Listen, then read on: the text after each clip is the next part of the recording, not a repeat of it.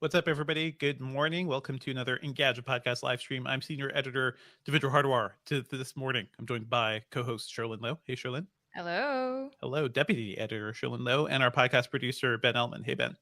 Hi. Hi. Ben, I feel like every time you come on, it's a miracle, right? Because Ben is currently running a 10-year-old computer, and we're just like slowly shaming him. It's officially 10 years old, but not for much longer. Time to upgrade, everybody. Good morning. We're going to be talking about Apple stuff, of course. And thank you all, if any of you joined us on the Twitter Spaces. That's a fun thing we typically do around 9:30 Eastern on Thursdays before the show. Join us on our Twitter account. We're just, that's an even bigger preview. We're just warming up, basically. But thank you all for joining us. I see Mark Dell here. See a bunch of folks. Yeah. Hi to our usual, so many regular names. Again, Jonathan Anderson, Buddy305 Love. We've got Declan Flynn, VLD95, Mark Doe, of course. We're so glad Mark Doe was able to join us. A bunch of people. Yeah. East Texas Alex. Hello. Jong. And if did you guys see not a huge spoiler, but one thing that is in the Batman, the new one, which is really good. No. But the Riddler shouts out his followers. Oh, like, yeah. Thanks for joining my stream. Yeah, there was something about the Riddler live streaming. I saw Love it. Like people talking about that on TikTok. He has 500 followers, guys. Oh my god. Hi also to Cresangelo Perez, DC147, Daniel Diaz from Puerto Rico. 89 degrees over there. I do not like it. I would love to be there right now. Yes. It was 75 degrees this week, and I turned on my AC. I do. My wife's from Puerto Rico. We did our honeymoon there, so it's like I will at some point. We will have to go back and show my daughter, show the new baby around. Oh, yeah. Baby TBD. Baby TBD. Name TBD. Yeah. Not yet announced. Under embargo. Exactly. The ultimate embargo. Well, I don't know if there's anyone necessarily embargo. brand new here, but if you are new to this, we're actually recording the audio version of the podcast, but live on camera here on this live stream. So we may not necessarily always be able to talk directly to the Q&A or the live chat audience or answer your questions, but we will be taking segment breaks in between. We may We're gonna take notes of your questions too, so Ben will keep an eye on things. Speaking of questions, my eyelashes. You okay? Are they wonky? They are wonky. Okay. Anyway, are they falling off? They're like doing this weird thing on my eye. But anyway, I'm good. I am good. If they start moving, I'll let you know. If I see them trying to crawl up your face, crawling up my exactly. I think they're fine. I think I just put them too close to my the bottom of my eye this time. It's fun. Strange. All right. Yeah, we will be. This is your view of. Should we produce a live podcast from Puerto Rico? Says the chat. I said C. Yes. Yeah, I voted C. Yes. The Buddy 305 Love was like, what? AC for 75 degrees? Yeah. I also, when it was like 20 degrees or 19 degrees out, I didn't turn on my heater. It's just I don't like the heat. I like the cold. It has to be frigid for me. Hello to John. That says a lot. That says a lot. Well, yeah, but like you grew up in Singapore. It's kind of. I don't know why everyone says that. Like people who keep saying you've got all the warmth. It doesn't make sense. Well, no, the but whole I'm reason just. I left. Yeah, but I'm saying like, how did you learn that the how did you learn to enjoy for cold? You? Because that was anytime I traveled to a cold country. Oh, okay. Also, we have ACs in Singapore. I know that you have AC. Nobody. So I slept under one. Yeah. Okay. Yeah. All right. So I think it's probably started with like, oh, I like it so much better when it's air conditioned, and then go to another country, and you're like, are you saying that the whole climate is? I think it's Sherlyn was spoiled by being in an AC hot country, whereas I was born in a hot country that had like none of that. So it's like you get used to it. If you have like the opportunity to be like, this is awful, but being indoors with AC is great, and then you're like, well, always indoors with AC is awesome. Yes, I think one of the things, and hopefully we will get to go back to Taipei at some point for Computex. But the thing that kind of weirds me out about there is that the AC is so strong. Sometimes it's like I need to put on a jacket that I exactly. Oh, all the lectures I attended growing up with really big cardigans, all my classmates and I were so like, wild, so so cold wild. today. All right, let's Okay. go. Let's go with the show. This is Yes, the ready. live recording of the show.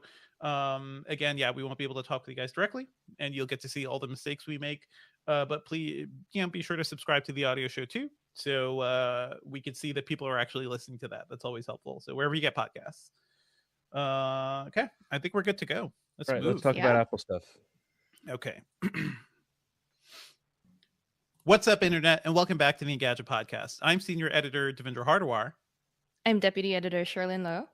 And today it's, what else would it be? It's all Apple. We're going to be talking about everything Apple showed off at their peak performance event. There was not much peaking, P-E-E-K-ing going on, which is kind of a, it is more of like actual peak, P-E-A-K performance. Apple just kind of threw us for a loop there. But we'll be talking about all that stuff and some news from Google and other folks too. As always, if you're enjoying the Engadget Podcast, please be sure to subscribe to us on iTunes or wherever you get podcasts. Leave us a review on iTunes. That's always super helpful. And you can join us Thursday mornings at 10 a.m. Eastern on the Engadget YouTube channel, where we record a live stream of the show. So you can see it happening in action. You could talk with some folks. We do some live Q&A sometimes.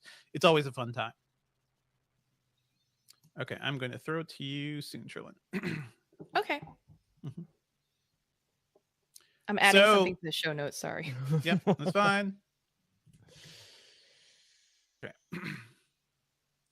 So this week, it's Apple Week. We've got news about a ton of new hardware from Apple. Not like, I don't know where you'd put this. This is like a B-level Apple event because there is important stuff here, some new products, but not like the stuff that will change most people's lives.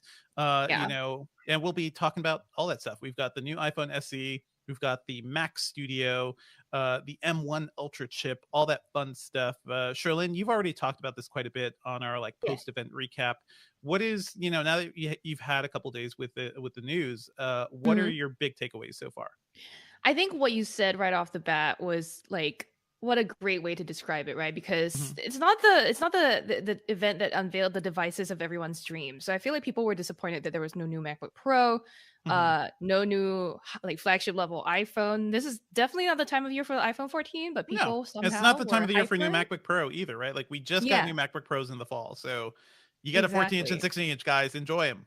Yeah. The other thing is, as someone who has been prepping Apple coverage ahead of the event and paying attention to some of the rumors, is that this time around, no one was really right on the money with everything. I mean, we more or less knew what to expect Apple to unveil in terms of product categories. We knew an iPhone SE was coming, but we know the rumors were just conflicted as to what form it would take, whether it would look like would it be a new design? Would it be would it be the 10R? Do you want to go over the other rumors, or you just want to dive right into the SE? Because I feel like we've got a lot of thoughts about that. We can go right into the what are your thoughts? I'm curious. I mean, it's fine. I think it's always good for Apple to have like an inexpensive phone. That's something we've talked about quite a bit. I'm a big fan of phones getting cheaper and more accessible. It is interesting that they're keeping the old style design. The Touch ID sensor is still there, which is personally, I think, is like, this is just a way to achieve budget. Like Apple has been building those cases for so long. They require like less demanding displays and like case design in general than the all glass iPhones, that they're cheaper to make. So that totally makes sense. I am surprised that they went ahead and just put the new mobile chip in there, right? The A15 is in there, and that is pretty wild because that chip debuted just a couple of months ago. So it's wild to me that Apple is like putting the best mobile silicon it has in ostensibly a budget phone. This is something that's been Apple's strategy with the SE series for a little bit. I mean, the last SE had the A13, which at that time was brand new-ish as well. That was like 2 years ago, right? Yeah. Yes, it was in 2020. The SE 2022 or the SE3, whichever way you prefer to call it. I think it's sort of designed to last you longer than the usual iPhone cycle, I guess, because like, first of all, Apple only has released one every 2 years so far. But the other thing is, people who opt for a phone like this aren't likely to be dropping money all the time on a new phone to refresh it. And not that people who buy flagship phones do that either, but people in this category maybe are a little bit more price conscious and less likely to upgrade every year. And so a future-proof phone is definitely important. It's the more sensible option too. And I can imagine, I haven't looked at like deals from carriers, but this is one where I'm sure a lot of carriers would be like, hey, just switch to us. We'll give you this phone for free, right? It is so cheap that carriers can kind of like eat some of the cost of that and use it as a way to tempt people in. And that's good for Apple too, because it keeps people in the iPhone ecosystem. So kind of everybody wins. Are you disappointed that they didn't change the design or anything, Sherlyn? One of my things coming out of this news was that I was like, oh, long live Touch ID. I love Touch ID. I think a fingerprint sensor has its place in a modern phone. Maybe its place is not below the screen because that screen is still tiny as hell. It's a 4.7 inch Retina HD screen. Man. HD 720p. What the crap? It's 2022. But anyway, I'm gonna you know what? Let me know. They can't make it too good. They can't make it too good. That's the other thing. Yeah. The other specs on here are kind of strange, but I'll get to that in a little bit. I want to quickly touch on what you were talking about, which is like this being a cheap phone. I think that when you said that like carriers, will have a way to like toss this in as a free phone with a 2-year plan, that sort of style. I think, we also should be cognizant of the fact that like obviously carriers get deals from Apple on these phones, and they're not going to be $400 for the carriers. They're going to be a lot cheaper too. But at $429, the iPhone SE 2022 is $30 more expensive than the last model, which Sam Rutherford on our recap show mentioned that phone, the $399 iPhone SE, was a little underpriced actually. So so while I don't like that there's a price hike, I do appreciate that this is still like a sub $450 phone. The Pixel 5a costs $450. The Galaxy A52 5G, which is still the latest A series, it's a $500 phone. So I'm surprised Apple is undercutting on price. For sure. I think the last one came as the pandemic was like just beginning to, like, I forget where exactly that landed. So like now they're facing more pressures in terms of like production and stuff too. So it makes sense that the price could get a little higher. Has the camera changed at all? I still see one camera in the back. Yeah, I think the sensor they said or something would be better. Yeah. No, it's a 12. Well, I have to look again at the specs because I was comparing various different phones to each other last night. And the iPhone SE 2020 has a single rear 12 megapixel camera. Up front, there's a 7 megapixel camera for selfies. And I compared it, I think, with the last generation of iPhone SE as well as this generation of the iPhone Mini. So that was like mildly confusing to me.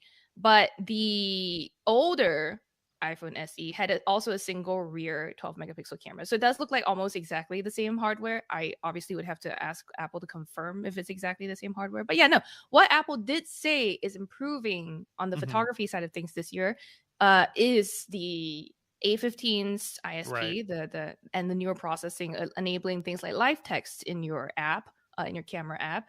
As well as things like photographic styles, deep fusion, smart HDR4 capabilities. So you'll see, I think, some improvement, but not a huge leap. Like the computational side of things is probably better. That makes sense. You mentioned you mentioned the Mini, Sherlyn. I feel like that is the iPhone family now is SE Mini, which is cheaper than the base 13, and then 13, then 13 Pro and Pro Max. Where and what is the Mini starting price? Is that $599? The Mini starts at, I believed it was $699, but let me double check it. Yeah, I'm not at that stage in my research yet. That's definitely the mid-range pricing. I do wonder if like people are now thinking like, okay, I wanted something small, but I want a new design. Then you move up to the Mini. Maybe that could be a thing for some people. It could be. I think so the Mini is smaller physically in size, but it has a larger screen. It's got like a 5-inch screen. People I've spoken to, for them, the SE, I'm sure for you too, right? Like if you have someone in your life that's like a dependent on you and then, relies on you for their phone, but like you don't necessarily need to spend that much money on a phone for them, and they don't need bells and whistles, then an SE is something that's pretty like a compelling option because it's got a serviceable camera. It's got like not the best screen, but who really needs a great screen, unless of course if you have like visual issues, like people who have low vision would benefit from a bigger screen. But at $429, this is just pretty good. deal. I'm thinking of like also like I don't know when my daughter is ready for a phone of her own. I don't know what year that's going to be, but like what would my price range be if she was like 10 years old or something and like she needed a phone for emergencies? Would it be this? Would it be the mini? Because kids have small hands too, so it's like I don't know. So the mini, by the way, starts at $699, and the 13 right. itself starts at $799.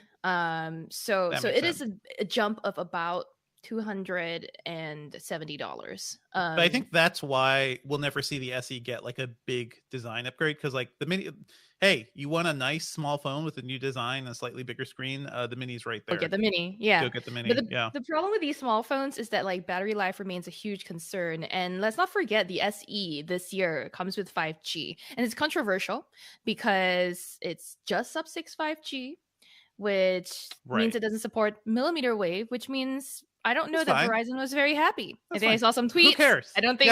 Yeah. Did you see some tweets from Verizon? I saw some. Yeah. I saw some tweets from people who work at Verizon throwing shade. Throwing shade. Was the shade only like accessible where you could see those people? Like, did you have to be in line of sight? Line of sight. If you're a building over, could you actually get that shade? I'm talking about your millimeter wave, Verizon. It's useless. I agree with that assessment, Devendra, in the sense that like why go to the trouble of stuffing millimeter wave into a phone where not everyone has equal access and it's not as widely available or accessible. I was confused as to whether there was support for mid-band. And I spoke with Apple, and it does seem like there is actually going to be support for mid-band when that's ready with those networks. Sub 6 and mid-band is actually going to make people's lives better, so that's fantastic. Those rare instances where I'm in front of a millimeter wave tower, it is nice. It's like, wow, look at this thing I can do. Right, I love standing in this spot. When it works. Yeah, right. It's another question that a couple questions that people were asking during our live recap too after Apple's event were around things like ultra wideband support and wireless charging. So the SE does wireless charge, but it does not have like the UWB chip for more precise Find My iPhone or AirTag tracking. So you can't really locate, use the iPhone SE 2022 to locate a lost device in your home down to the nearest bookshelf, but it can emit a sound. Proximity. You can get proximity and it makes a sound. Like it's probably fine for most people. I think, okay, that's it. It's an iPhone SE, folks. So know, like if you want it or not, or if you're looking for a phone for your parents or somebody like who's not like super tech savvy, but you want them in the iOS ecosystem, that is kind of like where I see that fitting in. Is the new iPad Air, I think that's maybe a little more interesting because now it has an M1 chip. It has hardware, or at least chip parity with the iPad Pro, which is always interesting. And it's still like, a sleek 1 pound tablet. Starts at $699. Beautiful. Yeah. Comes in all these nice colors. Starts at 64 gigs of storage, which by the way, the SE does too. Ugh. Yeah. Ugh. I'm not a fan of that. Come on. For that price too, it's like I will automatically want to upgrade to the bigger storage, and then it's like, okay, you're adding another $150 to that device basically. I'm really compelled though. I'm not a fan of the low storage, but like you're right. These are interesting machines. Go ahead. I mean, we talked about this when the iPad mini debuted in the fall, right? The iPad mini, that is talk about gadget lust, right? Like I saw that thing, I was like, it's so cute. It is so adorable. It could be my everything device, my little note-taking device. I could do a little typing on the side, but really it's just like consuming comics and stuff like that. Then we started to hear issues about like the screen, the like jelly scrolling effect on the screen. And that made me think a little bit harder about it, but I'm still like enamored with that device. And now here's the Air, which is a little more expensive, but has an M1 chip. You could get the cool like folio case and like actually use it for decent typing. So the practical side of me is like, I should just get this eventually because I could do so much more with it. Where are you falling on this stuff? Every time I look at an iPad Air or Pro in the last couple years, I've been just taken by how gorgeous they appear. The screen on the Pros are just lovely. And then also, let's not forget Samsung just released the new Tab S8 series, which by the way, just looks a lot like an iPad physically. It's got that same thin metal build. Gorgeous. Like when I'm thinking about like tablets and stuff, like, okay, which iPad and stuff, like that's like the Galaxy I'm thinking about. And like, the Galaxy Tab is over there on the other side of the universe. Really nice tablets. I still have like a Galaxy Tab S2 that I reviewed like when that thing was announced, and that still has a beautiful OLED screen. But Android still not great for tablets. We're getting there. We'll talk more about it in the later part of this show. But iPad OS, I mean, seems like it's getting okay. Here's a fun nugget. After each Apple event, one of my favorite things to do is go talk to my therapist about it, because I mean, Apple Therapy seems like that's a good little podcast you got right there. Yeah. That's happening. But my therapist, like, that's one of the companies he knows. I think he uses their products too, and he's like, oh, tell me more about what app was it. And he himself was looking for a new iPad, and I think there's some confusion in like the general like public over which iPad is the iPad to get. And he's also been trying to use his iPad Air as a MacBook replacement, because he was also longing for a new MacBook Air. And he just doesn't find iPad OS that useful. And I was like, someone agrees with what we've been saying. It depends on what you want, right? Like sometimes if I'm like, I just want to go somewhere and like write a feature I've been meaning to write for a while on Evernote or something, I don't want like all the crazy multitasking stuff and I could do and all the distractions from a PC. iPad is great. If you want to just like juggle multiple apps at once and like be as productive as you can be on macOS or Windows, you're not going to get that. So that's kind of the trade-off there. I agree it's confusing, because like as I look at this thing, I'm like, okay, then if 64 gigabytes is enough, then I need the 256 gigabyte iPad Air, which starts at $749. And then it's like, that's so close to iPad Pro territory. I should just get an iPad Pro. I should just like get that ProRes screen, and like it is an escalating thought line that kind of leads me to buying more expensive stuff. I will say for most people, seems like the iPad Air is best. Honestly, for most people, the base iPad is fine. It is perfectly great for kids. Put a nice case on that. I feel like it'll serve you real well. I feel, and we talked a little bit about this again also on the pre-show, but I feel like the iPad Air or the base iPad and the like smaller iPad Pro, they run the risk of kind of overlapping each other so much that one of them is just going to be discontinued. Like the iPad smaller Pro or the iPad Air, they're just so close. Right now, the differences are mostly that the iPad Air has M1. Does the iPad Pro have M1 yet? Well, not yet. No, it does. iPad Pro. It does. M1. Okay. Yeah, as of the fall. But no, the big difference is like, the better screen, like some better accessories. I think like some better cameras and stuff too, right? So it's just the Air is the best balance overall of like performance and features and everything. But once they put ProRes, like once they put the nice ProMotion, once they put that in the iPad Air, like I will be there forever. That'll be my happy place.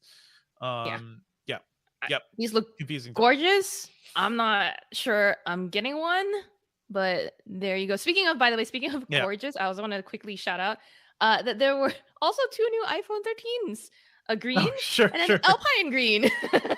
Green and green or green?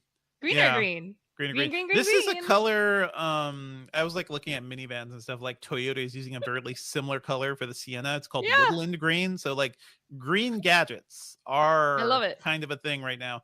I don't know if I love this. It's fine. I think all the like metal sheens.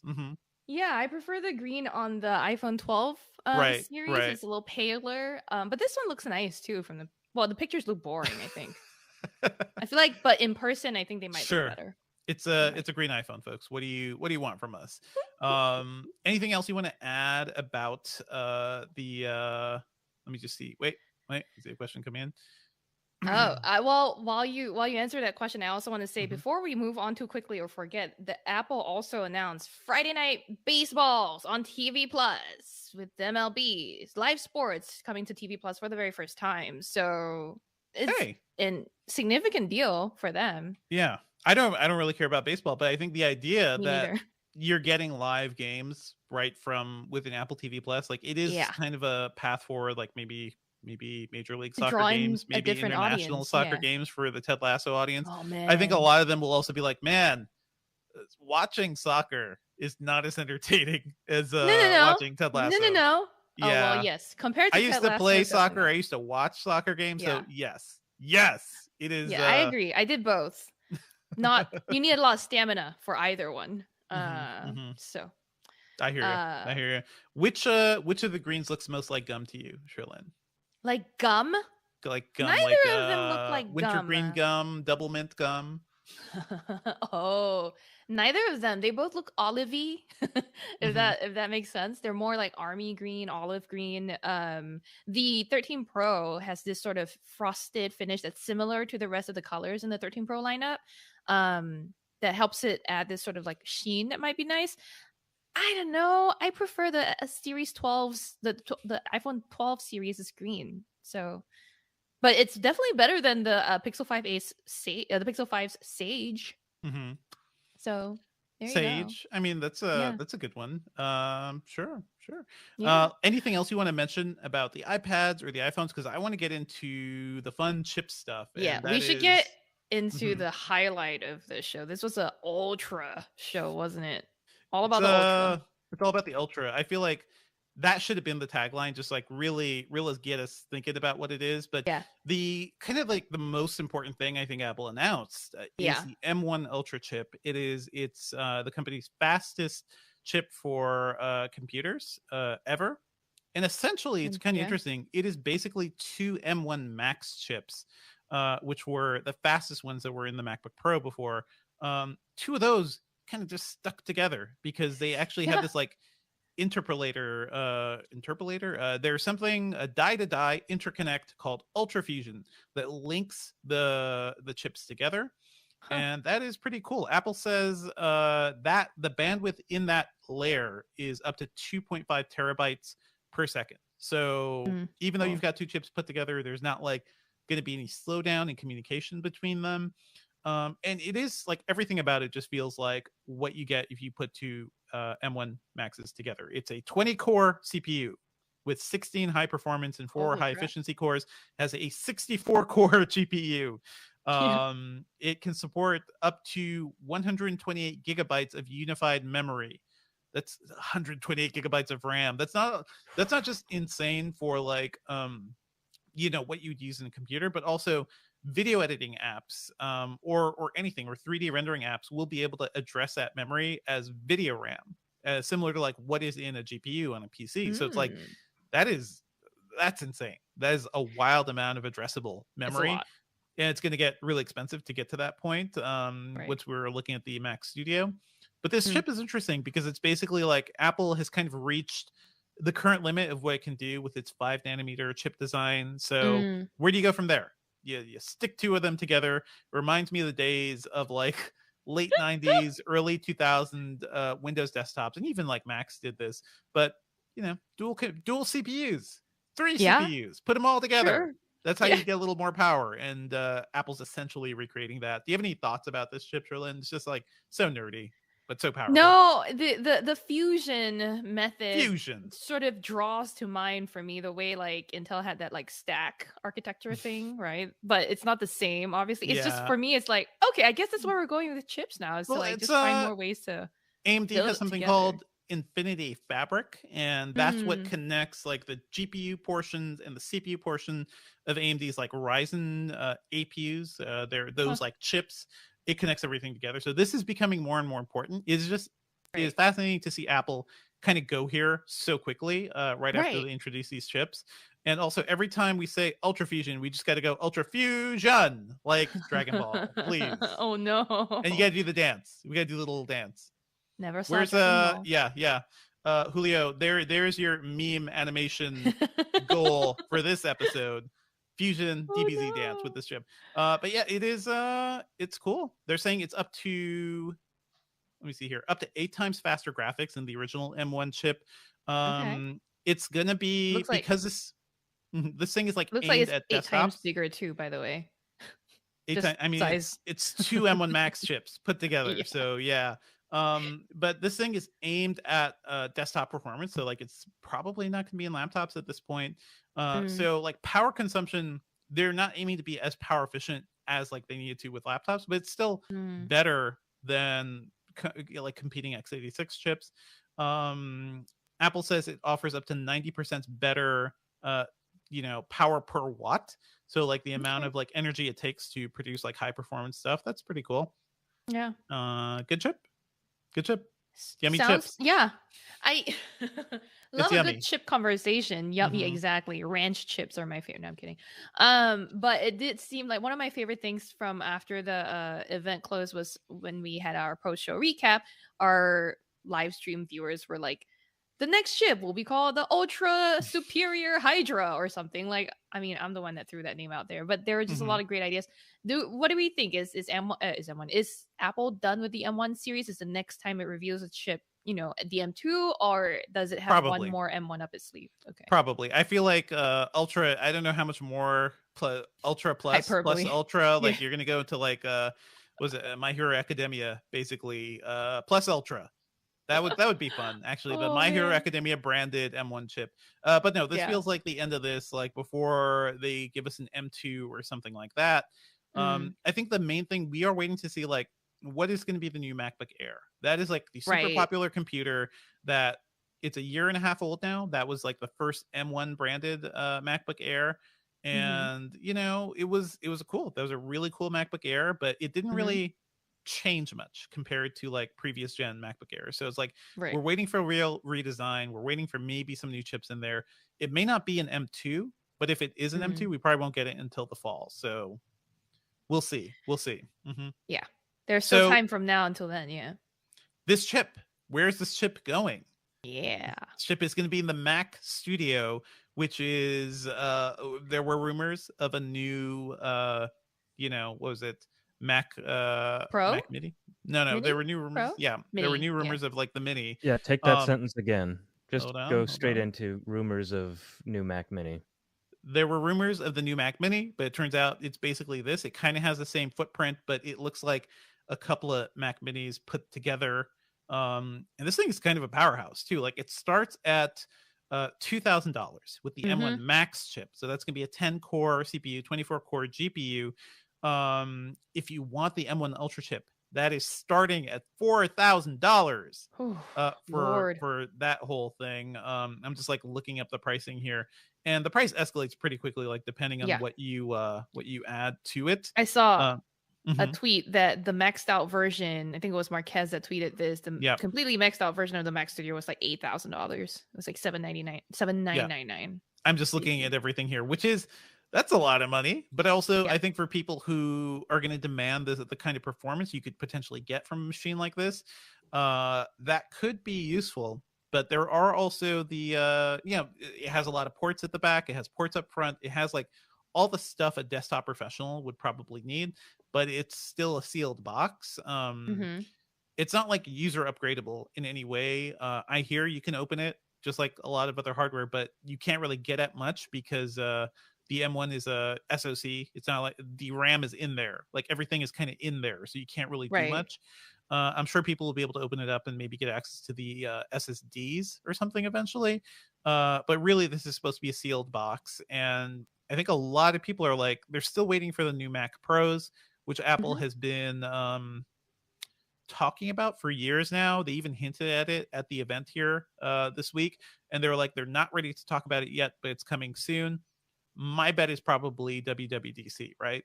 For when we hear more about that. That's what a lot of people said. I'm not sure. I think they could. But I think there is every chance that Apple does a dedicated event for it. I just feel like the way to get developers excited, like the people who are always crying for like better, faster, more geeky Apple hardware is that crowd. So and it's also that would probably be a couple months away, so it gives Apple enough buffer time between these devices and something else. Yeah. We'll see. I mean, I don't know much about Apple's like launch schedule. They tend to be not super predictable. They just have like several events a year, and just grit my teeth for it. Dub is usually in the middle of the year at some point, because usually it was like right after. Wasn't it right after Computex? Typically, yeah.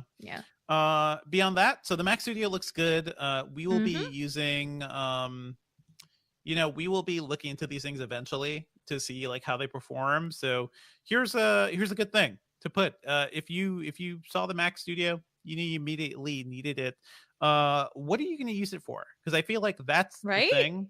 It is kind of hard. It's getting harder to tell like what what device do I need? Do I need a Mac Mini? Do I need a MacBook Air? Should I just get the 16-inch MacBook Pro? I think the differentiating points between those things are getting harder and harder to tell. Drop us an email at podcast@engadget.com. Let us know what you think about all this new hardware.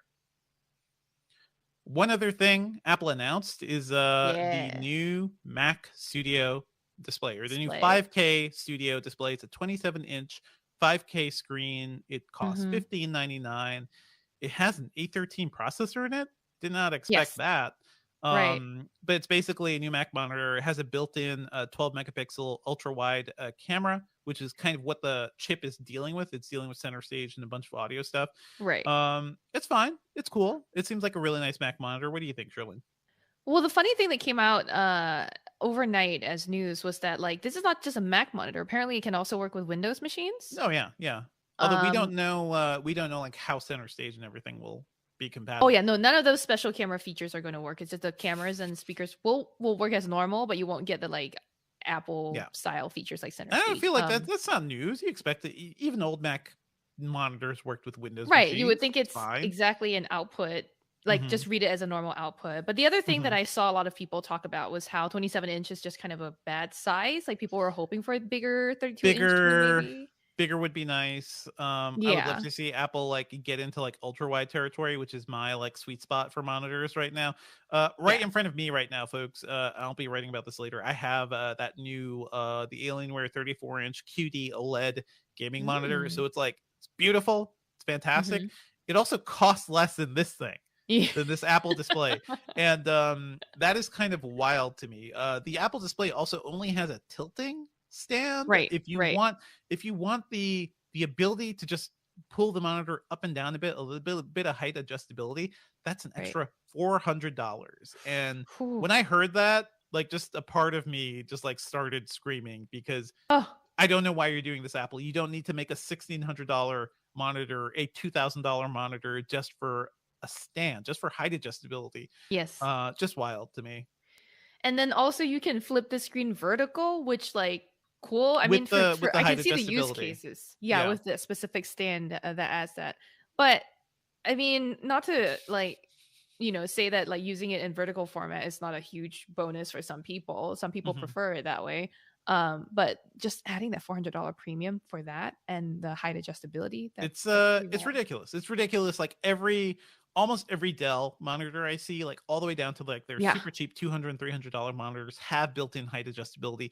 A lot of them have the ability to tilt too. Like that's not a new feature in a monitor stand, So some people like that because like you would have maybe two monitors, you could have two dual displays in the middle, maybe a portrait on the side for like long feeds, spreadsheets, social media, stuff like that. Like there's a lot of ways to do it. I currently have I have my own ultra wide monitor. I'm like, I could get a portrait screen on the side just to keep track of Slack and everything. I don't know. Right. There's a lot of uses for that. It's just infuriating. And your choices now, like if you want a good Mac display, is like this 27-inch screen or the Pro Display XDR, which is $5,000. Oh my gosh. And being the Apple, better stand for that is was $1,000. Remember, now it's cheaper. All right, jeez. I just think that if you're setting up a workspace for creative people, for designers, people who use a lot of creative tools like a monitor like that or a lot of power, just be ready to shell out a lot of money, right? It sounds like the $4,000 Mac Studio plus a studio display, that package is gonna set you back like so many thousands of dollars. I can't even count that high. Like here's the thing, like, I can justify for some people like spending $4,000 on the Mac Studio. Like if it makes your workflow better and faster, like that leads to more money for you. That is a worthwhile investment. Spending this amount of money on a Mac monitor, which has far limited features compared to like what we're seeing from Dell's and stuff and other companies, really any other company making monitors these days, it is ridiculous. And let me remind you all, the Pro Display XDR starts at $5,000. It has no stand. It has no stand at all. If you want to add a stand, that is another $1,000. They're assuming you have like mounting monitor arms like a wall bracket, which is fine. But I'm just I'm just freaking out over here in the way Apple designs these things and thinks of pricing these things. If you want the nano texture glass, the slightly better anti-reflective glass, that is $18.99 for the Apple Studio display. That makes the total $18.99. Okay. That is $18.99. Plus, if you want the tilt and height adjustable stand, that raises the total price to $2,300. So, jeez. For a 27-inch monitor, that's ridiculous to me. Sometimes Apple does things where like, oh man, this will make a lot of people's lives easier. This is really like reshaping the consumer landscape. And sometimes Apple does shit that's like, how do you expect anybody to swallow this?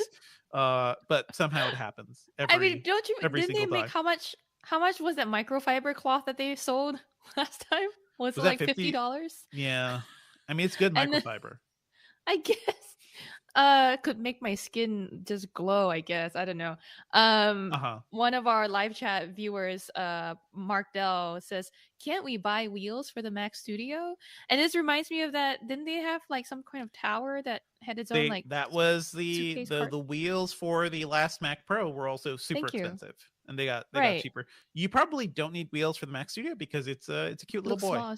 Yeah. It's a chunky Mac Mini, as we would like to say. Honky. It's onky actually. It's just an onky.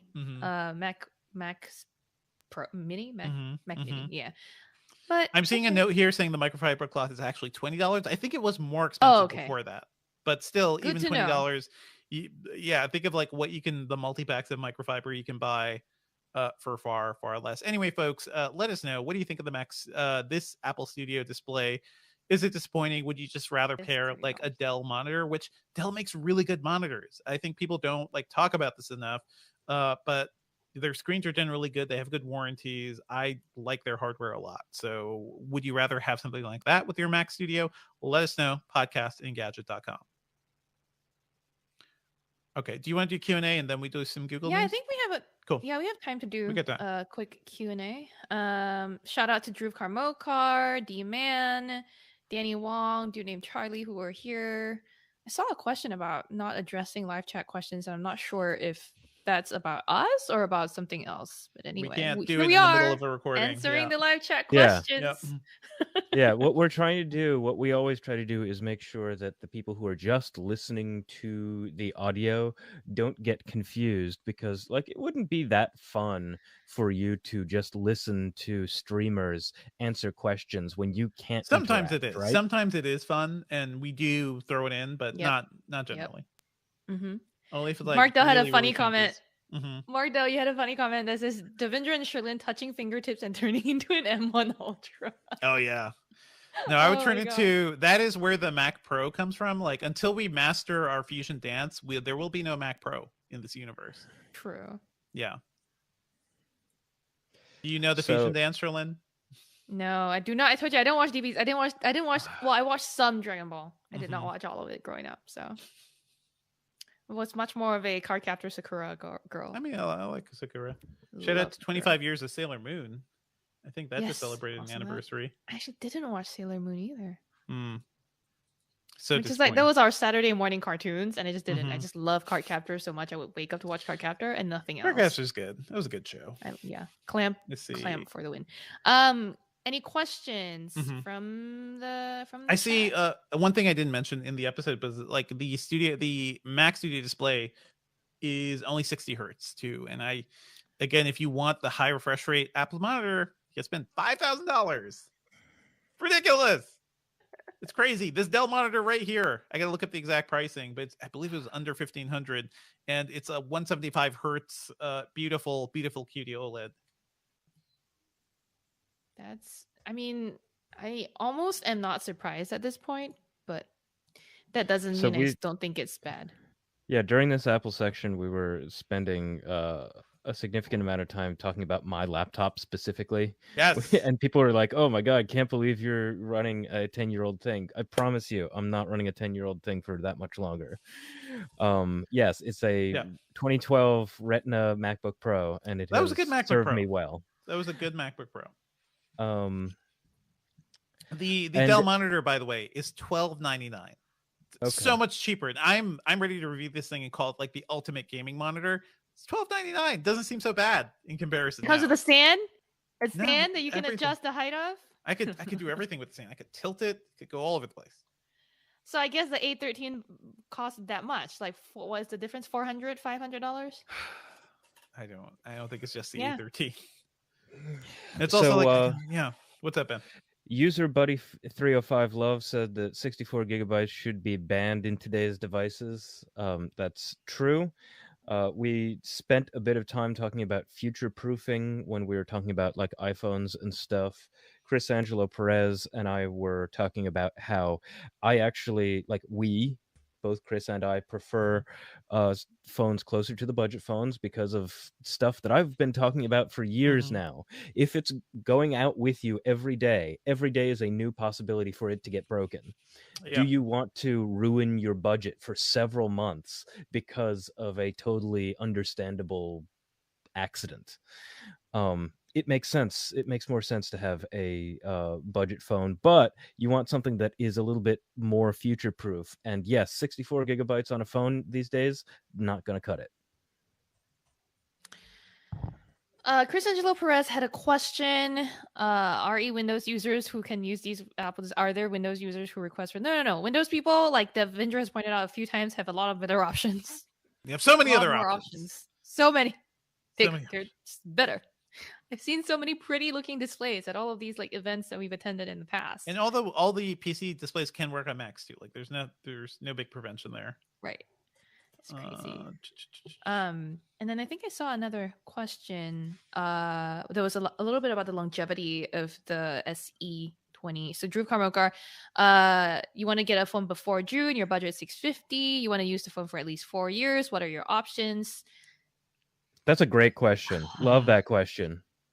Yes. People should ask more questions like this. And it sounds like because we're talking about the iPhone SE, that this is one of those on your list. I will say, I think it will last you a while. I'm not sure it will last you 4 years. It could. But it will. By the end of that cycle, you're gonna be like dying for a new one. I feel like with Apple phones more than others, I see like the aging over time, especially at the like 3-4 year window, that like things just randomly die.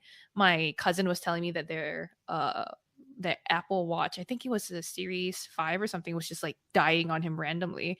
So with Apple having been known to throttle performance on devices with older processors or throttle battery life because of that, I'm not sure I put it past them to like not still be, so, like it's something I'm personally just kind of affronted by, and I'm not sure. But hey, under $650, you have plenty of options. There's plenty of mid-range phones. If you're open to Android, I personally think the Pixel A series are great. The Pixel 5a or the Galaxy A series also a decent option. If you're in other parts of the world, you've got so many options. Yeah, so many more. You've got OnePlus Nords, you've got like HMDs, you've got. But will an Android phone? I don't even know if an Android phone like that would last 2 years. So right, and that's the other question: is that like only Samsung so far is doing update support for 4 years on the Galaxy S22s, and if you want like a good durable device, like get the SE. Get a good case and get a nice like glass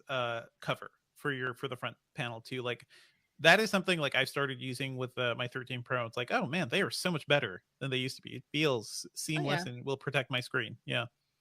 And Albert Aiden, tiny scratches. I got so many tiny scratches on my iPhone. Albert Aiden in our chat points out that with $650 in the summer, you can probably get an S22 with trade-in. You don't need an S22, but it does mean you can be on the lookout for flagships. Look at refurbs for sure. Look at refurbs and other like deals for sure. And for any phone, I would also suggest a actually, okay, fact check me. Professional tech people, fact check me. I read this in it was actually New York Magazine's tech blog a while ago. They recommended doing a depth of discharge strategy for charging your phone, which is to say, try to charge your phone when it gets around 50% rather than waiting for it to get all the way down. It depends. Because that may stretch the life of your battery. It depends. Like there's all these old wives tricks basically to like do this, rub your phone, throw it over your shoulder, Yeah, and yeah. you get more battery life, right? I heard this. I think the nice thing about iPhones is that iOS has gotten smarter and smarter about charging. So if you look in the like chart in the battery section, like it tells you like the peak times it's charging, the times overnight where it's like, okay, we're not going to charge anymore. I think it's doing a lot of that stuff intelligently. The smartest thing to do is just like, if you're buy a plug, just plug it in. Just don't, whatever you can do, avoid like draining it to zero all the time. That is in general good advice for any battery. So sure, that makes sense. And that feels counterintuitive, because I think there was a time in the past where like everyone was telling you wait till it's all the way to zero before charging it again. That helps life cycle, and now it's different. So that's the one thing I think worth bearing in mind. I think with like old nickel metal hydride batteries and stuff, like people are always like drain it as much as you can and then bump it up. But yeah, now that everything is lithium ion, basically. Mark Dell asked about Magic Leap 2. I did not see that. I didn't. Oh yeah, hear wow! From that. All so the way that's a thing at the beginning. That is a thing that's happening. No, that was just announced right now. Oh, okay. Today. Well, no, but I did not hear about that. I meant all the way at the beginning of the chat, like. Gotcha. I'm seeing it right now, like just a couple bit above. Yeah, Mark just said, Mark Devindra, did you get to see the Magic Leap 2? Like I just scrolled up too and just saw that. Yeah, I did not get to see that. Also, I don't get to see as much stuff. Like I'm outside of Atlanta now, so I will come into New York when I can for devices, but not in like prime baby expected arrival time. Yeah. I think we can move on and have another Q&A after this, after the other news section. And I'll throw to you for all this Google stuff, okay? Yeah. Did we ever add the PlayStation stuff, or do we not want to? I looked at some of it. It's fine. We could just do that for now. Let me look at the Magic Leap 2 stuff, because maybe we'd want to throw a mention of that into here. So yeah, look at you live contributing to the show, Mark Dell. Good job, Mark. Let me see here. Yep, I will throw a link into the show notes. But why don't we? I'm going to throw it to you, Sherlyn, and I'll just do some browsing while you're chatting. Okay? Yeah, I'll find the Magic link and I'll put it into the run of show. Thanks. Okay. Let's move on to some other news, and it's a little Google heavy. So you know what that means. We gotta call in the Google heavyweight Sherlyn Lowe. What is going on with Google? I feel like I'm going to come up with my own intro music. Yeah, I like my own jingle. Time for Google with Sherlyn. Ding, ding. Anyway, wow. Yes, there has been a bunch of Google news, starting with 3 pieces of news announced on Monday. Android 12L that we've talked about before, the sort of update to Android 12 that will make it friendlier for larger screens. It's coming out of beta, and Google's officially said that it will be heading to foldables and tablets later this year. That is still a very vague window, but they've actually named companies that are working to implement this. So they've said Samsung, Lenovo, and Microsoft devices will be pushing this update later this year, which means, I mean, we know Samsung's got the foldables and the tablets, Lenovo with the P12 Pro being one of the earliest devices you can get 12L on already as a beta. But with Microsoft, that means the Duo, right? Like we're expecting 12L to come to Duo. What will that look like? I feel like that's very intriguing. But we also kind of already know what that will look like, because once again, as a reminder, Sam Rutherford, our senior editor or senior writer, did a hands-on with the 12L beta. So you can check that out to see what are some of the new features coming. Hopefully that makes a difference. For Samsung devices, it probably doesn't make a huge difference, because Samsung's already integrated a lot of like big screen friendly features into its devices through One UI. But perhaps for like the more generic Android or the cleaner versions of Android on tablets, this might actually make tablets more useful. Who knows? Literally anything is better. Like just do something. Do something more. It'll make Android tablets better. Yeah. I'll just shout out one example that seems like a no-brainer. You know how when you're like using your tablet, you like pull down the notification shade and it's just one giant window that spans the entire width of your tablet, especially when you're landscape. Android 12L, it will detect when the screen width is above a certain DPI, I believe it was 600-ish DPI, and vision speed. Wow, like, okay. What a great way to use space. So So there you go. And also a new taskbar and that sort of thing.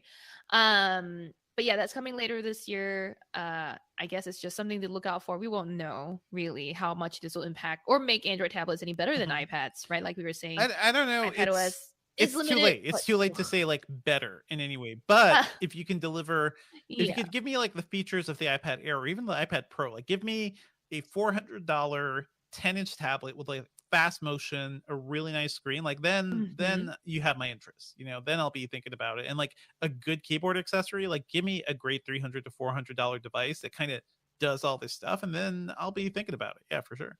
Yeah, I don't know so much about like a great keyboard accessory not being existing yet, but I will say that I think there has been good Android tablet hardware for a while now. Sure. We've got Samsung making it, but it's not. It's really all the Galaxy Tab S. Yeah.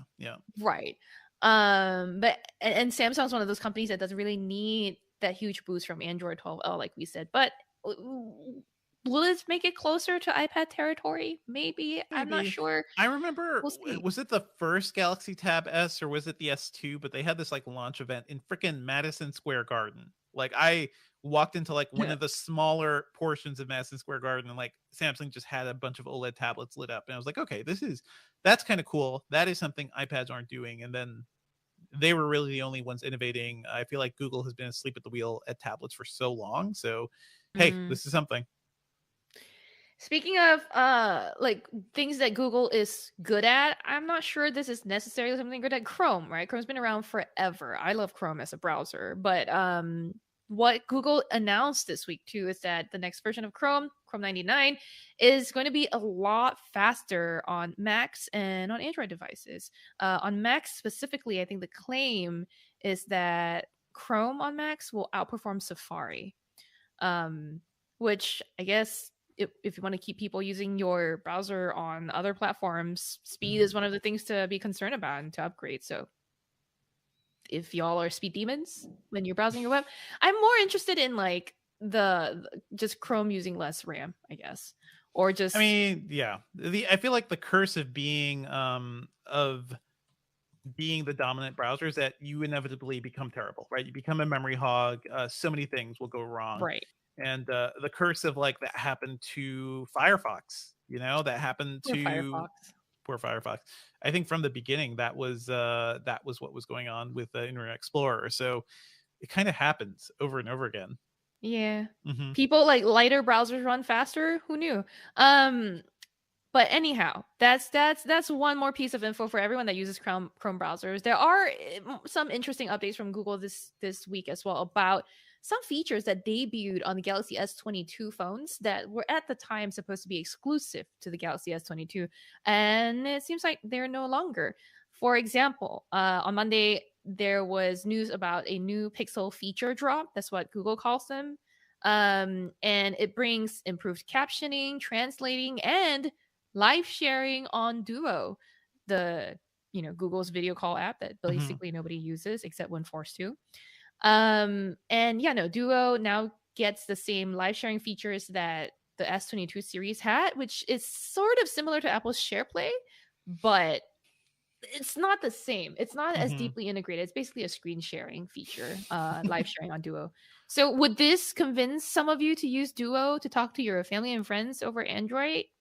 Let me know. I mean, I might start forcing my parents to use it. Duo is such an annoying service. Like, first of all, Google has to like pick one thing. Are you going to use Hangouts? Are you going to use Duo? Are you going to use Google Chat?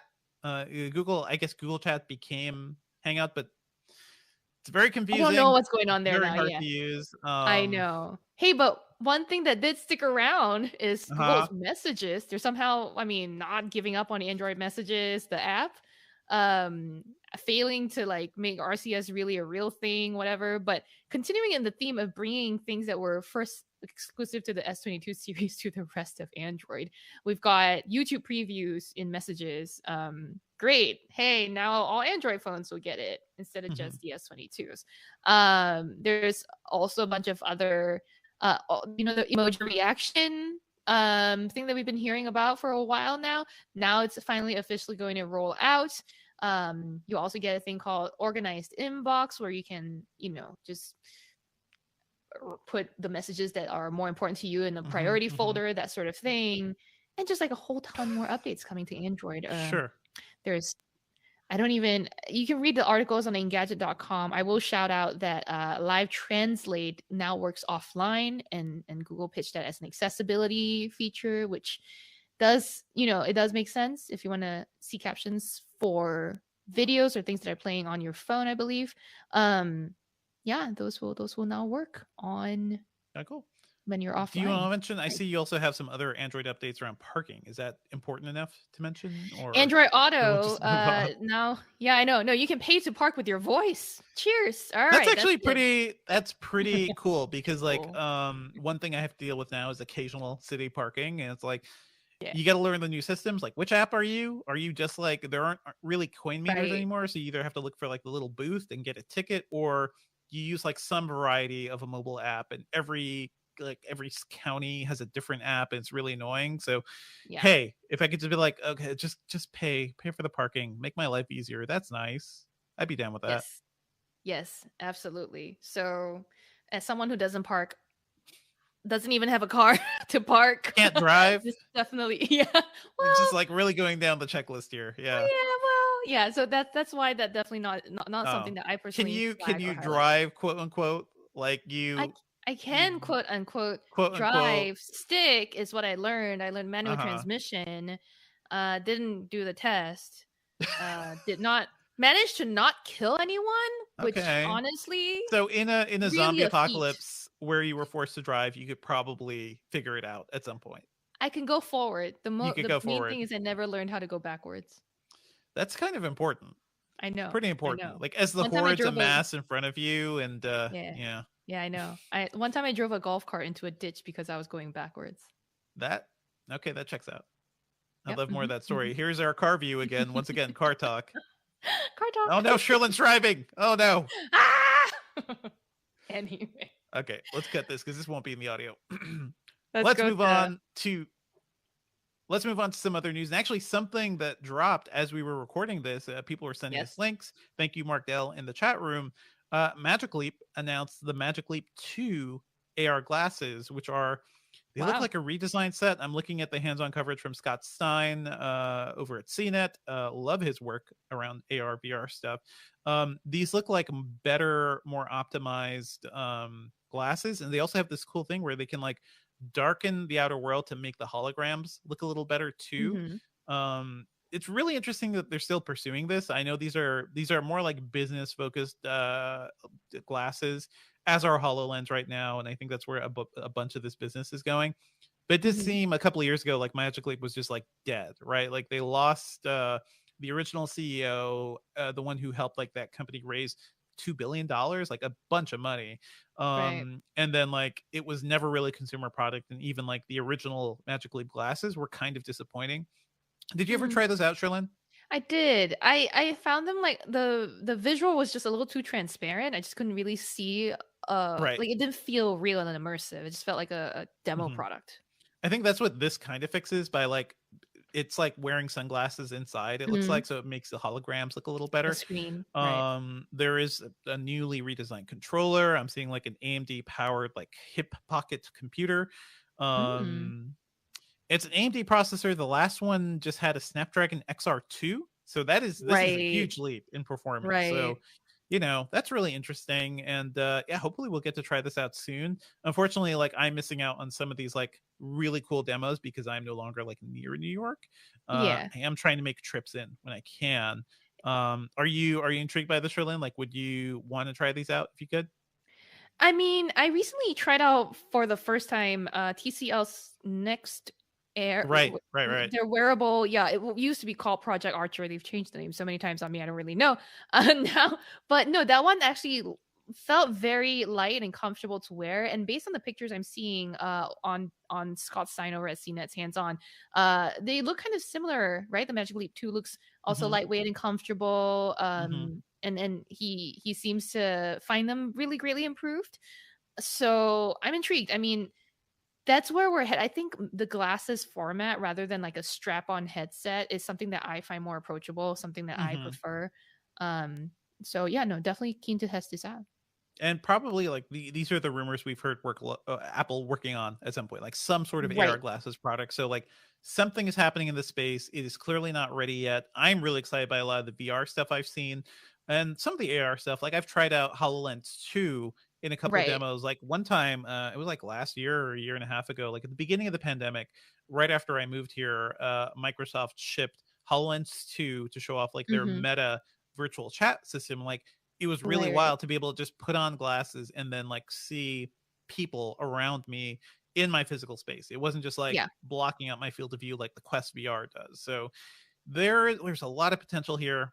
A lot of potential for like dystopian realities too that we're going to be moving right into. So who knows? But I'm really Yeah. intrigued by this. I'm also really I beginning to like appreciate the time in my life and during the day where I could just like close my eyes and not have know. screens and stuff in front of me. I So know. you This know, is probably part we're of why I don't enjoy, like, I don't want mhm. to strap a screen to my face. I'm good. I need a lot You're of time good. away from the screens You need now. But time. You need time away. yeah, Yeah. I will shout out that like I actually thought for a while that the glasses format might be just a little more of an inclusive design compared Hmm. to the strap-on head goggles setup, because for people with big hair or that sort of thing, uh, you know, a lot of VR headsets are notorious for not being very accommodating of Hmm. people with different hair types. But then the glasses format needs to also be conscious of accommodating people with vision issues, with like who need to fit their glasses in or don't wear contacts, or get those with lenses that, prescription That's lenses and me. so stuff. It's a Yep, me. Yeah. That is exactly. So like my there's main, especially when it comes to like AR and VR stuff. That's where I'm like, Mhm. yeah, this is an accessibility feature that affects everybody, right? Yes. Actually just we talked about the Facebook Bluetooth glasses, the Hmm. Wayfarer, those things. You can't get those with Stories. prescription Yeah, the lenses. The Ray-Ban stories. stories, yeah, the Ray-Ban Hmm. stories. You could get those with prescription lenses. I feel like that stuff needs to be easier and more accessible for Right. people to like buy at some point too. But it does make a big difference too. Yeah. Yeah. I want a VR headset with my full prescription. Like that'll be then I don't have to wear glasses. And it's like Oh. it'll be a little And more whenever you comfortable want, you turn it on. for Um, sure. well, yeah, I mean, that's I feel like that's coming, but in the future, and we're not there I yet. hope so. I'm hoping honestly, like I'm hoping eventually like these lenses will be able to like do the work to dial in prescription. Like look at my eyes, do that Uh, work. Like whoa, we're gonna have that tech whoa, eventually. Yeah. wow, okay, There you go. wow. Just we're talking about eye tracking and give me like look at my vision, fix my vision, give me a screen with better vision. That'll be kind of cool. Let's move on. Other news. LimeWire is back in NFT form. I mean, it's not an NFT; it's now an NFT marketplace. It's an NFT Crazy marketplace, but still the form of an NFT. Like it's the vendor NFT for trader. newbies marketplace, basically. Do you have I don't really have any feelings about like what this could be, but do you have any affinity to LimeWire or those like It's old it's style file so sharing it's services? so sad to me because I love LimeWire. LimeWire was like one of my Hmm. gateways to the world, right? And then now it's taking the form of facilitating something I hate. I really do not enjoy NFTs. And like, come on. I love you, LimeWire, because like I said, it's so much of my teenage years were spent knowing what it's about. I won't What admit yeah, whether so or what not were I use you LimeWire. and I don't know, maybe statutes of limitations have passed, Sure. but we were all young and occasionally like dabbled in things. And what were you Poor and dabbling broke. with LimeWire? Yeah, exactly. Right.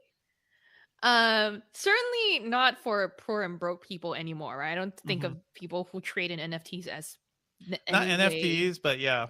Yeah, yeah. But Hmm. back in the day, yes, LimeWire was a nice place to, be a file exchange Hmm.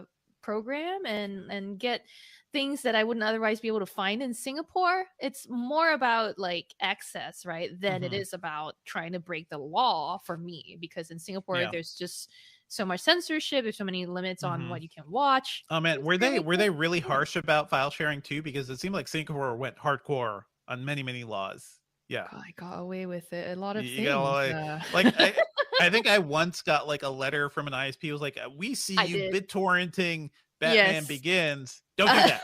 You can't do anything else." Whereas I I think some other countries could be like, "You're gonna go to jail for a very long right. time if we see this I again." never got that from Singapore, but I did like one of my earlier years in New York. Accidentally leave college? I can't remember when, but I Okay. accidentally left like MuTorrent running in the background for no reason. I never had it open Yep. before that, and then I got an email, not an email, a letter delivered. It was like, "You've been using this. Stop seeding this torrent." I was like, "Wow." They like I went on. I was like, Relax. "Oh, I had accidentally left something on there Yeah. that was seeding to other people." Oh, Kids these cool. days wouldn't know. It was a weird thing where the RIAA and the MPAA were basically out there scanning internet traffic and was like Huh. sending letters through ISPs, but also through schools. I knew people at my college, like if you were downloading something, then the college would be like, "Hey, just stop. We can't do anything Yeah. about this, but just stop." For me, the ones I really miss are like Audio Galaxy. I do miss I the remember like that sort of one. like Yeah. it was like peer-to-peer sharing music stuff too. I would Mm. like get some really cool stuff there. I mean, college was just like a wonderland of like a closed network where everybody The was like, Wild West. "Here are all my anime soundtracks. Just go in Windows file Right. sharing. Just drag them Right. over to your computer." That was fun. I I used to be I that remember guy. I remember the little like race and the obstacles too, right? Because like people would just like LimeWire was I think one of the earlier ones, then they got Mhm. shut down or restrictions were imposed, and then people all just jumped ship to Kazaa and then Huzzah! BitTorrent and then MuTorrent, and then I don't really know where we are now. And then I remember when they would keep trying to shut down the Pirate Bay in the past, Mhm. and Pirate Bay would just move somewhere else. I was like, all right, Pirate good Bay's for gone you. for the most part It's now now, but gone, yeah, yeah. it is. Oh. Well, it's like a weird thing now. But yeah, file sharing was a weird. It was a wild time back in the day. Yeah. Let me put it that way. So I don't know. LimeWire's back. I don't know if I will ever use this as a thing. And I got a little legal note here. Under United States federal law, the statute of limitations on copyright infringements, it's only 3 years, according to a website called felonies.org. LOL. Thank you, Ben. Felonies.org. That's my go-to source for information. I mean, if that is for people like, did I just commit a felony? You go to felony.org. That's how you know. Sounds about right. But yeah, no, nostalgia aside, it seems like I'm just happy to see the logo, happy to see the brand around. Not sure I will partake anymore. Speaking of things that I'm not sure I will partake in, Carl Pei. Hey, remember Carl Pei, the former co-founder of OnePlus or former director, of OnePlus. And they like Carl left and did his own company called Nothing.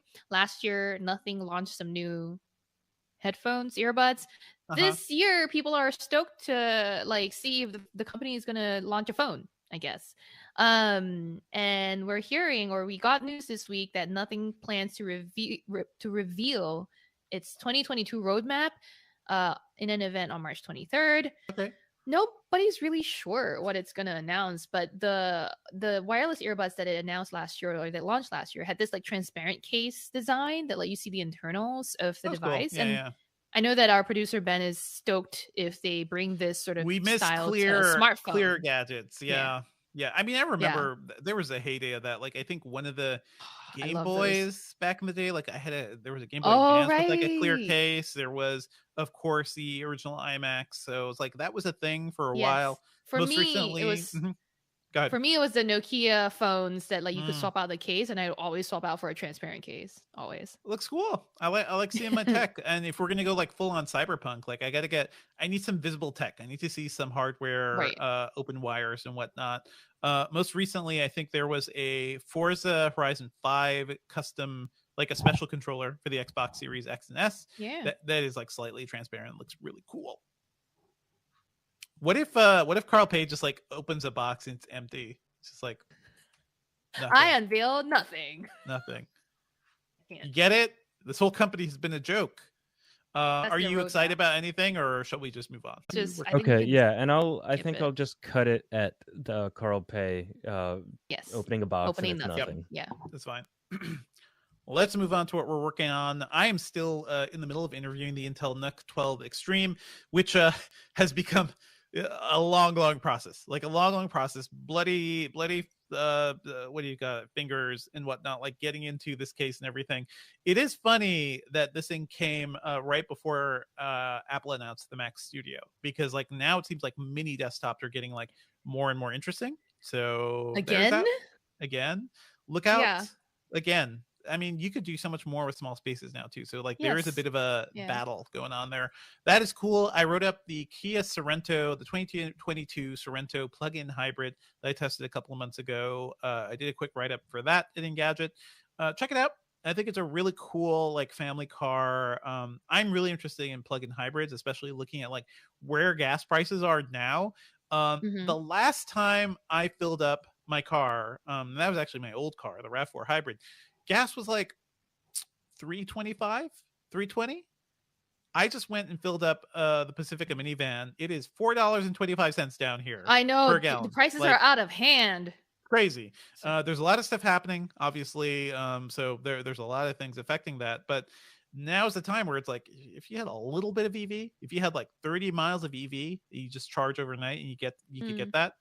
I've owned this minivan for about like 2.5 months, and this is the first time I'm putting in any gas, you know. Oh, nice. And for the first month, I was all EV. Like all the trips I were doing pretty much covered the EV range, so it's like I never need to Very go nice. beyond that. There is a recall happening now, god damn it. So I'm not charging my car, so now I'm using gas and I'm less happy. But anyway, the Sorento plug-in hybrid, it's really interesting. I think my big takeaway is that I really wish it was a Telluride, because the Telluride is like, every time I see one of those on the road, I'm like, that is a beautiful car. It is a beautiful car. It's a big car. Does not have great fuel efficiency, but it's big enough for like families. It's big enough for 2 kids. That's been the obsession that I've been like looking for a while. So a Telluride with better gas mileage, and certainly with some EV, would be like the perfect family SUV, I think. So anyway, hope we see that eventually. Working on a bunch of other stuff, but you'll hear more about that in the next few weeks. Sherlyn, what's up with you? Yeah, no, my secrets and my deadlines keep getting moved on me. Also, a lot of the stuff that I publish recently and in the near future are things that like get dropped on me last minute. So not a lot I can tell you about, but I'm always working, as everyone knows.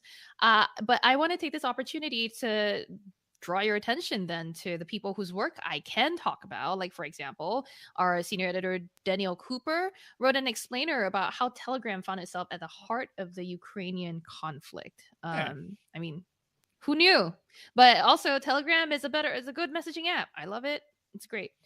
Also not fully as secure as people think, right? Like, go read that article so you know exactly what Telegram offers. Part of the reason I don't like to tell people what messaging apps I use most of the time is because I don't want to encourage hacking of it, because I always think the world is out to get me. But this is not my personal therapy session.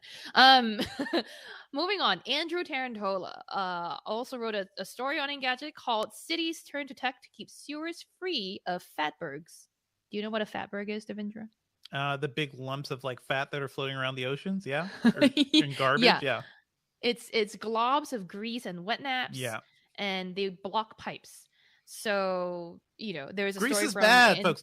Wipe up your grease. Wipe up your grease. I had to teach my wife this too. Like, I make bacon for myself and my daughter. My wife doesn't eat it, but bacon grease, you gotta wait for that stuff to solidify. You gotta be really careful. Don't just dump that down your drain. But anyway, fatbergs, that's cool. Yes, a story on fatbergs is just fun to say and fun to tell y'all about. There's also a piece by James True, our editor at large. Is a hands-on with the Ergo 6, which is basically like a tiny invisible self-adjusting hearing aid. James's early take on it is that they don't scrimp on the features, which is nice. And James is one of our like hearing aid testers on the team, himself needing one. So, I mean, I love his coverage of this stuff. James's writing is also just such a breeze. It's super cool. So. And James spent a lot of his life listening to very loud music. And a warning, folks, to please, if you're going to concerts, if you're right in front of the speakers, wear some buds, wear some protection, because you cannot, you don't get that back. You lose it forever. Like, as you surround yourself with loud things. There's also a story about Audi's RS e-tron. Yeah, exactly. Robbie. There's a fun video too.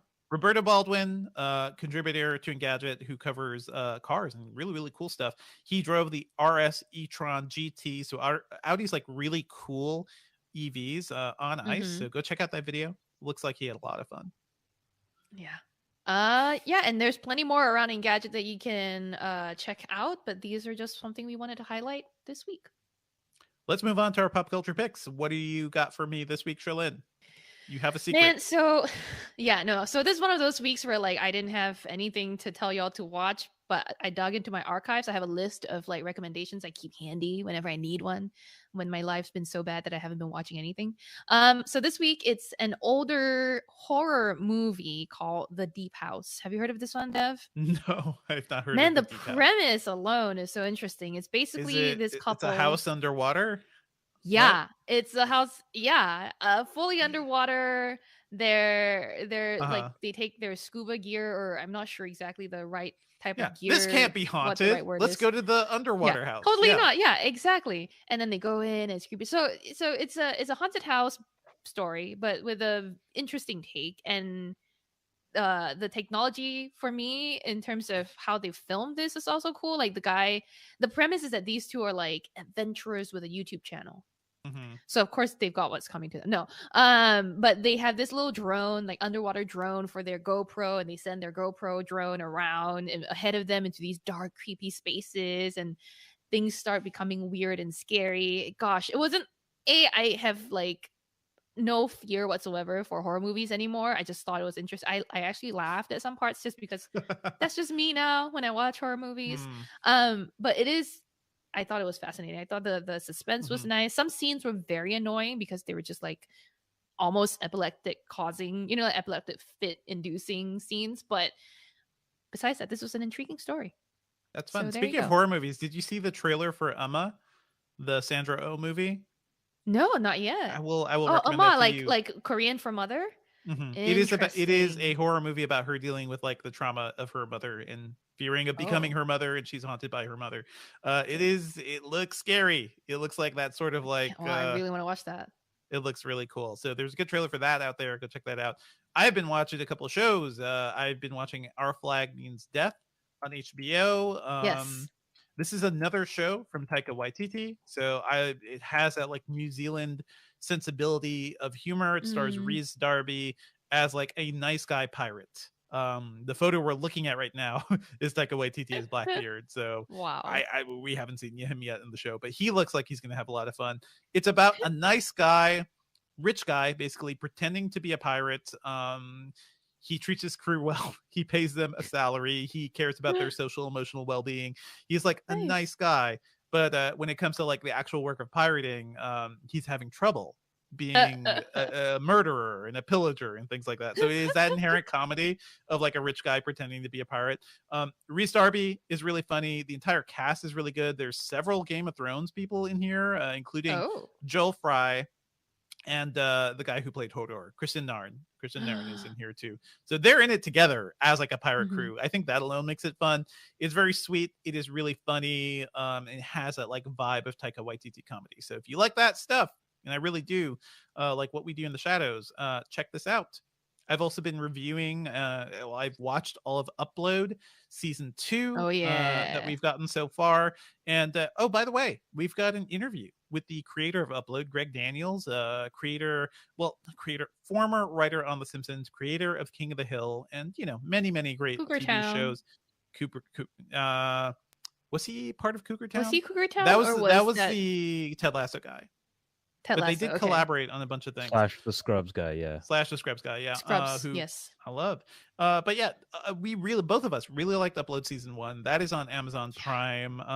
I think this season isn't as strong. It's sort of like it is building on the world they introduced, which is, a world where when you die, you could upload your consciousness to a VR universe. And now that we're all talking about the metaverse, it's all like a little more like trenchant. It seems like something people would be more into, or paying money to. You don't have to die to go there. You could just upload into a VR space and like hang out with your relatives who are dead in real life.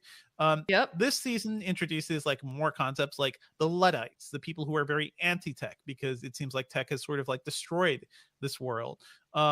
I think the show needs a bigger budget or something. Like, I think the limits of how cheap it looks sometimes is really Mm. getting there. And there was one scene where they were like, "We're in Central Park, guys. We're just hanging out in Central Park." And it's like a tiny patch of grass in front of a strip mall. I'm like, Aw. guys, what are you doing? Just, I Aw. know Vancouver is tough, but Vancouver has green space. You could do something. It just looks a little cheap, and I think the writing isn't as good this season. But Mm. check out my chat with Greg Daniels because he was really excited about exploring this. I think it's worth watching. I think certainly the Yes. first season is worth a watch. So Yes. I would Yes. say check I love that the out. world And they built too, like you said. Yep. Yeah. So that alone I think is worth exploring. Kind of the Mhm. future, slightly dystopian almost, but something that could Yeah. be an eventuality for us almost. We've got a bunch of coverage around Upload season 1. I probably won't be writing anything about season 2. It's just super busy right now. Yeah. But you could go check out our old coverage. Sherlyn, you also did was that the Comic-Con or the South by? Moderated the it? Comic-Con panel for Upload season 1. You That can was fun. find That that was somewhere. 2020. Yeah, that's uploaded somewhere. I'm sure you could find that online. on Amazon's Prime Video site actually. So you can I see will Sherlyn talking to forever- Robbie ML and not trying to melt into a puddle. Yeah. Oh man, and also Greg Daniels. He was great to I agree. talk to. Yeah. Good cast. I have a crush on everybody in that cast. It's just like a Me really, too. really They're all fun, really fun gorgeous. show. Oh. I've also caught up entirely on Euphoria season 2, and I'm just throwing that out there because, god damn, this is wild. It's really wild to see the internet like catch up to the show because I felt like I was watching Euphoria season 1 kind of in a vacuum. Like me and a bunch of other like film nerds were like, this show is really, really interesting. It's shot really well. It's one of the most dynamic like pieces of filmmaking on television. And season 2, not as good. A little bit of like the upload problem, but also it turns out the entire internet decided to watch the show all at once. So like when things got bad, the internet was like on fire. Everybody wanted to like just burn the show to the ground, which made me think about like the power of fandom and everything. I watched it after a lot of those reactions, like in my own space and at my own time. I was like, yeah, there are certain bits that aren't as good, but it is still a really compelling show. It focuses on, kids in this town, focuses on basically Zendaya's character, who's a recovering drug addict, her experiences with that, but also all the people in her lives. Like, it is very much a teen soap opera of kids struggling to deal with their identity or how they relate to their friends, how do you deal with if your best friend is a drug addict, and how do you help deal them with that in general, and how do you help them? There's a lot going on, but it's also like it does kind of lean into like the more maximalist stylings of the director, the creator, Sam Levinson. So it is both like a really compelling teen drama, but also a hardcore drug show that can get really violent at times too, like a gangster show. It is wild. I think the filmmaking is still really good, but clearly season 2 has had some issues. I'm just throwing this out there because I think Euphoria season 1 is one of the best seasons of TV I've seen in a very long time. It's really creative. If you're a parent, it'll probably freak you the hell out because it's sort of like, oh man, kids going to parties every night, just like doing it's kids having a lot of sexy times, no holds barred, in high school, like just hardcore. It is scary for parents, but I think really compelling television. So I'm gonna throw that out there. Sherlyn, I think you'd enjoy it quite a bit too. And that's it for me. We're gonna have a lot of fun stuff coming up in the next few weeks, so stay tuned. Sherlyn, I know you're gonna be out for a couple weeks, right? Hells yes. Next week, I'm sorry for, I don't know, I guess I'm sorry. I'm not really sorry. I'm taking time off. You're not. I'm going to, not be here for the next 2 episodes, but Devendra will be here to tell y'all all about interesting stuff coming up. And then we'll trade off because I won't be here at the end of March and all of April. Then you got me, y'all. Just me all the time. Schedule for baby time. So that's what I'll be doing. Keep an eye on my Twitter for that stuff. That's it for now. Sherlyn, you can take us out. Well, that's it for the episode this week, everyone. Thank you as always for listening. Our theme music is by game composer Dale North. Our outro music is by our very own Terrence O'Brien. This podcast is produced by Ben Elman. You can find Devendra online at Devendra on Twitter, and talking about movies and TV and reviewing shows like Euphoria on the Filmcast at thefilmcast.com. If you have any ideas for fun places to find a haunted house, you can send them to me on Twitter. I'm at Sherlyn Lowe. Email us your thoughts at podcast@engadget.com. Leave us a review, please, on iTunes, and subscribe on anything that gets podcasts.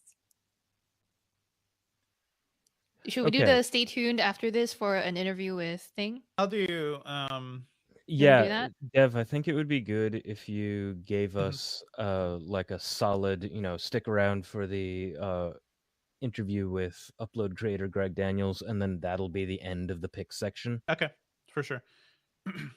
Stick around for our interview with Greg Daniels, the creator of Upload, right after the show. Okay, and just for a transitional thing, give me another one with "so stick around" for Sure. just the same thing. Okay. So stick around for our interview with Greg Daniels, the creator of Upload, at the end of the show. Okay, And I'll great. record you a little intro bit. I was gonna once say I'm we sending should probably audio do to Yeah, that too. yeah, I do that that'll typically. Yeah. that'll probably be after the Nice. stream. So Mhm. I've got a bunch of stuff banked for Q&A. First thing that I want to talk about is just my own thing. Everybody, if you have seen that kid with the actually Apple logo tattooed on his face in Euphoria, Yep. go watch the New York Times Presents Dominic Fike at First. Dominic That guy's Fike. Yeah. name is Dominic Fike. He's also a musician. Oh man, the He's so good story in behind Euphoria. Yeah. the story behind his life is crazy. He He lived a Euphoria storyline, basically. Yeah, he It's lived a Euphoria storyline. Mhm. He like uploaded a bunch of songs to SoundCloud when he was kind of a ne'er-do-well, and Mhm. one of them popped off while he was in jail. Yeah. So you had these like record industry A&Rs like trying to bail him out of jail, saying like, this is crazy, this is like really great, we think that you could be a huge star. He like his whole family has had various degrees of trouble throughout the Mhm. years, so he negotiated a huge deal as a total unknown so he could basically lift his whole family up. That's how you do. Mhm. He's under a tremendous amount of pressure to make good on what everyone thinks he can be, and Mhm. I just hope that becoming a multi-hyphenate gets him closer to that. I hope so. He's really good in Euphoria. Like he is sort of like a chill dude who is sort of, brings out the worst in Zendaya's character at times because they're like they like doing drugs, but also he's a cool like he makes money by making like music loops, like in the show, and that's something I can imagine a lot of people are actually doing right now in high school. Yeah, he might just be acting like Dominic Fike, but he's Yeah. like Dominic Fike has a really interesting kind of like chill personality despite all the pressure he's under. Mm-hmm. So, moving on to another comment, user Brian Mitchell said that they already use Duo with their mom. This Mm-hmm. was talking specifically about the Pixel update bringing stuff previously on Samsung to Pixel phones. So yeah, great for that. Great. Nice to It's great see when it someone. works. Yeah, Yeah. it's great, great when it works, and great to see someone who actually uses that stuff. Then moving to stuff talked about while we were talking about like piracy and LimeWire, dude named Charlie said that they think Pirate Bay may have been run by the feds, which is like I think that's a really easy conspiracy theory to reach to, Sure. but it reminded me of a similar idea. This concept in Cuba that I've been obsessed with for years called El Paquete Semanal, Mm-hmm. the weekly package. It's a terabyte collection of digital media that has been Right. circulating throughout the island since 2008.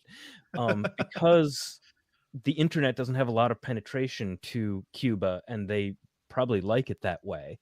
There is just like basically a flash drive or like a hard disk drive worth of material, like soap operas and music and all of this stuff that gets passed around among people in Cuba.